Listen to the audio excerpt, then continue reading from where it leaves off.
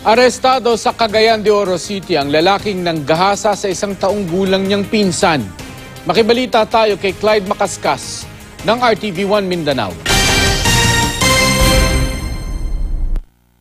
Sa kulungan ng bagsak ng 20 taong gulang na lalaking ito matapos umamin sa pang-aabusong ginawa niya sa isang taong gulang niyang pinsan sa Cagayan de Oro City noong Martes. Wala na ako dilugos nga lugos kasara ba. Dagdag pa ng sospek, dumilim daw ang paningin niya nang magawa ang krimen. Pinagsisisihan na daw niya ang kanyang ginawa. Pasalaw lang kung saan nabuhat na ako sa yung bata kaya wag ako panatuyo.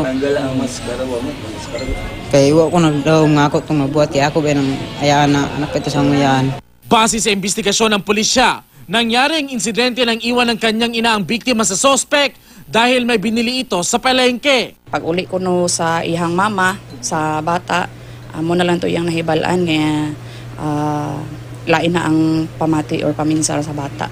Isinilalim na sa pagsusuri ang biktima at hinihintay pa sa ngayon ang resulta. Napag-alamang wala naman daw bisyo ang sospek. Hindi rin daw ito kabilang sa listahan ng mga gumagamit ng iligal na droga sa kanilang lugar. Kasong rape ang isasampa laban sa sospek.